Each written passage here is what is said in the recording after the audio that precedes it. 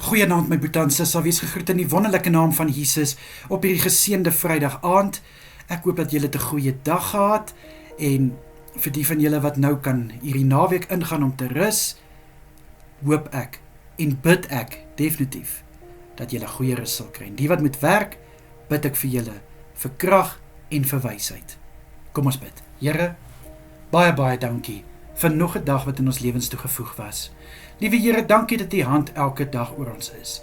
Vader, dankie vir die seëninge en vir die voorsiening wat ons uit U hand uit ontvang.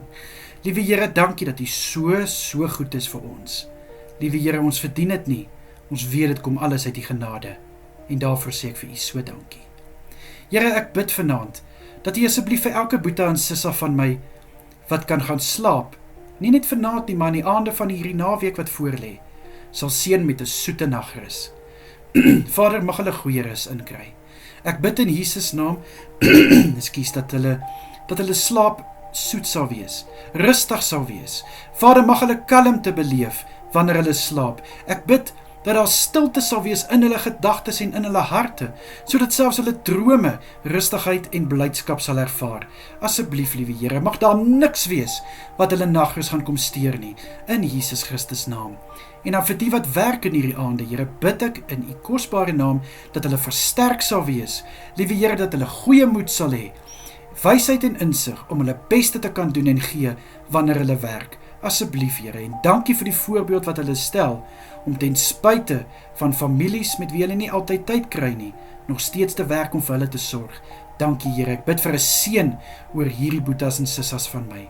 Vir die naweek wat voorlê, vir elkeen wat kan rus, bid ek dat hulle sal goed uitrus, dat hulle sal kan ontspan van na hierdie week, en liewe Here, verfris word tydens hierdie naweek. Vir die wat werk, bid ek ook, dat hulle versterk sal wees, en dat hulle krag en wysheid sal hê, om hulle beste te kan doen en gee. Asseblief, Here. Vir Sondagse dienste, bid ek dat U asseblief elke byeenkoms sal seën, salf elke prediker, salf hulle lippe met 'n woord wat op vrugbare grond sal val. Vader, salf asseblief die aanbiddingsspanne, se hande en monde, sodat die klanke wat daarvan afkomstig is, 'n soete geur sal loslaat in die koninkryk. Ek bid, liewe Here, vir 'n seën oor elke boetie en sissa wat 'n diensplig het in en om die kerk.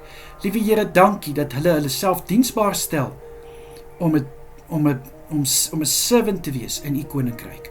Vader, ek bid in U kosbare naam om hulle te seën waar hulle betrokke is. Seën hulle waar hulle besig is, in Jesus Christus naam. Vader, sal U asseblief elke boetie en sissa beskerm deur hierdie aande, en ek bid dat U hulle sal veilig hou deur die res van die naweek. In die kosbare naam van Jesus is dit my gebed, en dan bid ek ook vir elke aktiwiteit wat vanaand plaasvind by kerke. Liewe Here, ek bid dat U die middelpunt sal wees van elke byeenkoms, en ek bid dat alles sal goed afloop.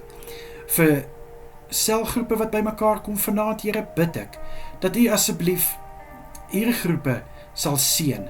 Ek bid dat, liewe Here, elke een wat betrokke is by hierdie groepe, iets sal kan vat vir vanaand en kan uitleef in Jesus Christus naam. Amen en amen. My boetie en sissa, julle moet 'n wonderlike aand verder hê. Geniet julle naweek, kyk mooi na julleself. Tot maandag toe. Totsiens julle.